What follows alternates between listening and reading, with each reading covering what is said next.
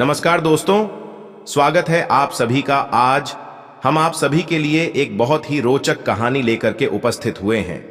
तो आइए इस कहानी को सुनते हैं।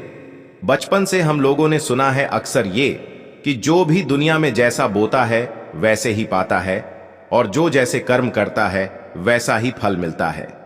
कई बार हम लोग इसको हल्के में लेते हैं, लेकिन कई बार कुदरत वाला ही करके दिखाता है। इसलिए एक और भी मुहावरा है कि ऊपर वाले की लाठी में आवाज होती है लेकिन दिखाई नहीं देती। आज की कहानी कहीं ना कहीं इन तमाम मुहावरों की सच्चाई को बयान करने वाली कहानी है। करप्शन यानी भ्रष्टाचार। आपको पता है हमारे देश में दीमक की तरह है, बल्कि दीमक कहना इसको गलत होगा। शायद हमारी जिंदगी का यह रोजमर्रा का हिस्सा है। हम करप्शन या भ्रष्टाचार को शायद खुद से अलग कभी मानकर चलते भी नहीं है। ऐसा लगता है कि यह तो हमारा अधिकार है, और यही वजह है। कुछ लोगों ने पहले भी पूछा था कि भारत सुपर पावर क्यों नहीं बनता। बाकी चीजें तो ठीक है, एक तो राजनीति, गंदी पॉलिटिक्स, और ऊपर से करप्शन, जिसको हम लोगों ने सभी ने अपना धर्म बना रखा है। आज की कहानी की जमीन यही करप्शन है, लेकिन इस करप्शन और इस भ्रष्टाचार के बाद जो कुछ होता है वो कुदरत की वो लाठी है जिसकी आवाज नहीं होती, लेकिन सजा मिलती है। और यह बेहद अफसोस भरी कहानी है। एक सिर्फ और सिर्फ 27 साल की विधवा की कहानी रोंगटे खड़े करने वाली है। कहानी उत्तर प्रदेश के गोरखपुर की है। गोरखपुर के पास एक गांव है। कुछ साल पहले 2018 की बात है जब यह कहानी शुरू हुई और सामने आई, लेकिन इस कहानी की शुरुआत 2015 में ही हुई थी। इसी गांव की एक लड़की की शादी गांव के एक लड़के से होती है। दोनों खुश थे, जिंदगी अच्छी खासी चल रही थी। गरीब थे, पर सब कुछ जितना भी था उसमें सब्र करते थे। शादी के बाद पत्नी की जिम्मेदारी आई तो पति बेहतर कमाई के लिए मुंबई का रुख करता है। मुंबई के भिवंडी में वह एक कारखाने में काम करता है और वहीं रहता है। बीच में जब छुट्टी मिलती गांव आता है। 3 साल बहुत अच्छे गुजरे। 3 साल के बाद अचानक इस महिला के पति की बीमारी की वजह से मौत हो गई। कौन सी बीमारी थी, क्या थी, यह किसी को मालूम नहीं। आमतौर पर आप अगर हिंदुस्तान के गांव में जाएं और किसी की बीमारी से इस तरह मौत होती है तो शायद हम शहर वाले थोड़ा सा हैरान हो या हैरत करें, लेकिन यह हमारे यहाँ की सच्चाई है। 90% जो दूर दराज के गांव में मौत होती है उसकी हकीकत किसी को पता ही नहीं होती। कैसे मरा, हार्ट अटैक था या कोई और बीमारी थी। यहां तक कि कोरोना काल में भी गांव में जितनी मौत हुई, ज्यादातर लोगों ने तो टेस्ट ही नहीं कराए थे, तो यह भी पता नहीं कि उनकी मौत कोरोना से हुई कि किसी और बीमारी से हुई, और बस मौत हो गई। तो ये एक कड़वी सच्चाई है। तो इस महिला के पति की भी मौत हो जाती। शादी के महज 3 साल के बाद 27 साल की उम्र में यह महिला विधवा हो गई। पूरी जिंदगी पड़ी है सामने और पहाड़ सर पर टूट पड़ा है। मौत के बाद ऊपर वाला भी अजीब खेल करता है। इस महिला के जो अपने घर वाले थे, जिन्होंने इसको विदा किया था, वही अब इसको अपनाने से इनकार कर देते हैं कि अब एक विधवा को कहां पालेंगे, जिम्मेदारी और भी है। तो अपने घर वालों ने उसे ठुकरा दिया, पति के घर वालों ने भी ठुकरा दिया। अब ले देकर गांव में एक घर जिसमें रहती थी, और वह आसरा जो इसके पति ने दिया था, बस वही इसका सहारा था। लेकिन जिंदगी जीने के लिए पैसे और खाने की भी जरूरत है, अनाज की भी जरूरत है। चूंकि शादी के बाद उसने कभी कोई काम नहीं किया, शादी से पहले कोई काम नहीं किया, एक गृहिणी थी, तो अब अचानक पति के गुजरने के बाद जिंदगी जीना मुश्किल हो गया। उसे लगा कि अब कुछ करना पड़ेगा। इस दौरान में कुछ लोगों ने बताया कि हमारी सरकार बहुत सारी स्कीम चलाती है गरीबों के लिए, जो बेहद पिछड़े गरीब हैं उनके लिए उस तक भी यह बात पहुंचती है। तो उसे 2 चीजें समझ में आती है। एक राशन कार्ड बनवा लो। राशन कार्ड बनवाने से यह होगा कि अगर यूनिट के हिसाब से हमारे यहाँ राशन मिलता है, गरीबों को परिवार में कितने सदस्य हैं, तो पर यूनिट के हिसाब से। अब ये चूंकि इकलौती थी, पति तो मर चुका, बाकी कोई परिवार वाला नहीं, तो मुश्किल से इसका राशन कार्ड बन जाता तो शायद महीने के 5 किलो या 4 किलो अनाज मिलता। बस 4 या 5 किलो तो एक राशन कार्ड बनाना था। और राशन कार्ड के बाद उसे यह भी पता था कि राशन कार्ड अगर बनता है तो एक मनरेगा स्कीम हमारे यहाँ चलती है, जो दिहाड़ी मजदूर लोग काम करते हैं। पर डे करीब 235 व मजदूरी फिक्स है। तो उसे लगा कि चलो राशन कार्ड बनेगा तो 4-5 किलो राशन मिल जाएगा, अनाज मिल जाएगा और साथ में मनरेगा में दिहाड़ी मजदूरी मिल जाएगी। करीब 235 रुपए पर डे भी मिलेगा तो जिंदगी चल जाएगी। अकेली है। फिर उसे यह भी पता चला कि सरकार ने एक और स्कीम बनाई है जिसका नाम है विधवा पेंशन। विधवा पेंशन 18 से 55 साल की उम्र के बीच की कोई महिला अगर विधवा हो जाती है, हमारे यहां तो उसे सरकार 500 प्रति माह देती है। हर महीने तो उसे लगा चलो 500 रुपए, ये हर महीने कैश मिल जाएंगे, राशन कार्ड से अनाज मिल जाएगा, मनरेगा से मजदूरी मिल जाएगी, तो इतना काफी है गांव में रहकर पलने के लिए, खुद को जिंदा रखने के लिए।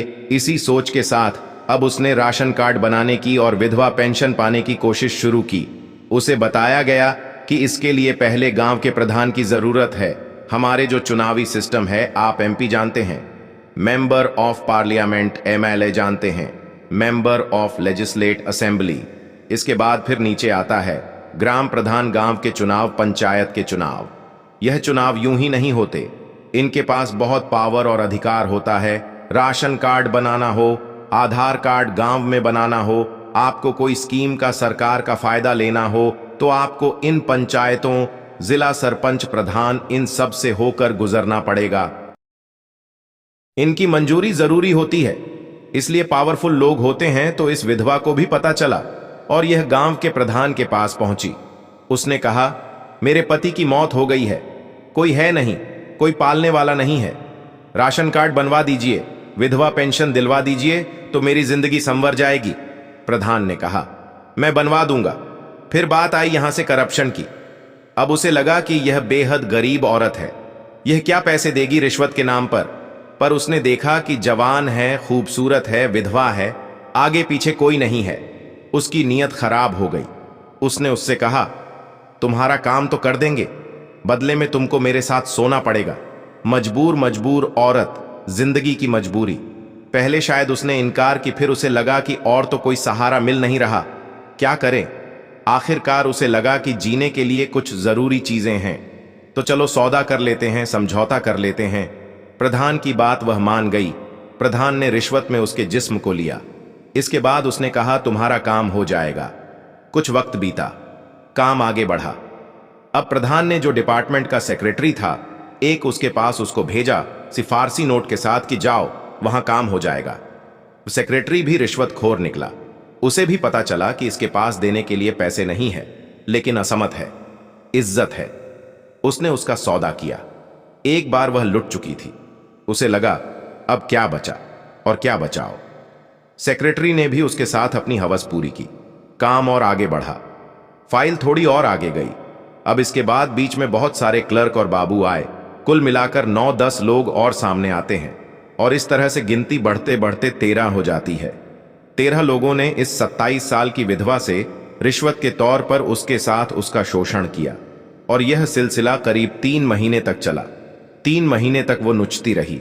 3 महीने बाद शायद उसका काम हो गया, उसको राशन कार्ड मिल गया, लेकिन अब वह जिंदगी ढंग से जीती। उससे पहले एक नई मुसीबत आ गई कि 3 महीने बाद अचानक वह बीमार पड़ गई। बीमार होने के बाद उसने वही झोला छाप डॉक्टरों को दिखाया जो गांव में अमूमन हर जगह मौजूद होते हैं। कोई फायदा नहीं हुआ। वह प्रधान के पास गई। उसे लगा प्रधान ही कुछ मदद करेगा।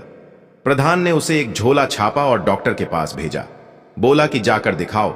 उसने भी दवा दी। कुछ दिन तक भी कोई फर्क नहीं पड़ा। फिर दोबारा गई। उस डॉक्टर के पास उसने कहा, तुम एक काम करो, अपने खून की जांच करा लो। ब्लड टेस्ट उसने लिख के दिया। वो ब्लड टेस्ट कराने गई। जब ब्लड टेस्ट की रिपोर्ट आई तो पता चला कि उस महिला, वो जो है वो HIV पॉजिटिव है। अब ये जैसे ही पता चला, डॉक्टर ने प्रधान तक बताया।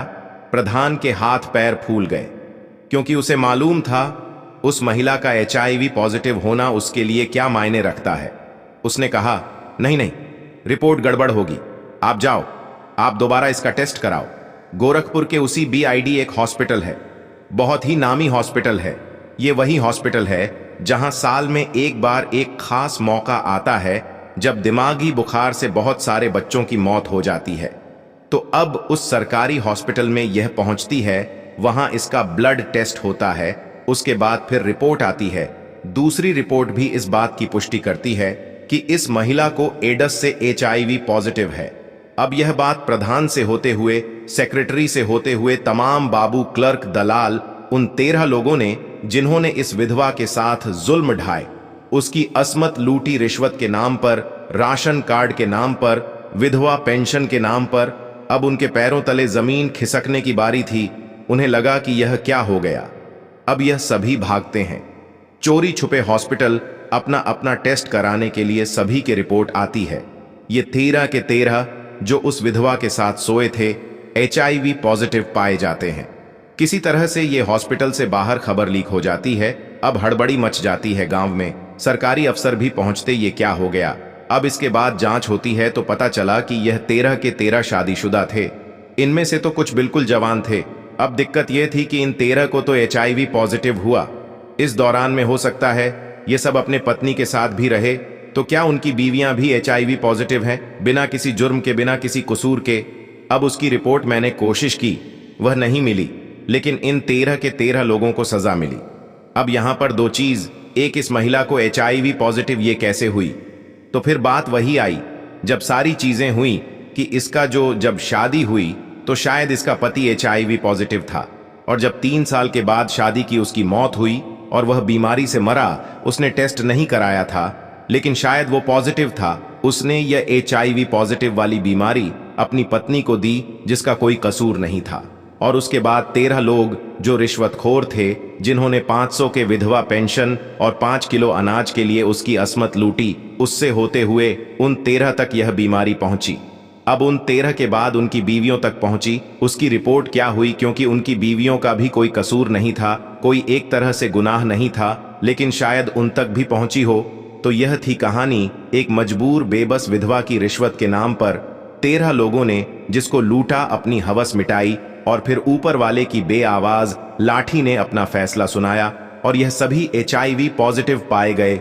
इमोशनल कहानी है, अफसोस भी है। जैसा मैंने शुरू में कहा कि हमारे देश में भ्रष्टाचार या करप्शन एक दीमक की तरह नहीं है, बल्कि एक हमारी जिंदगी की आदतों में शुमार जैसा है।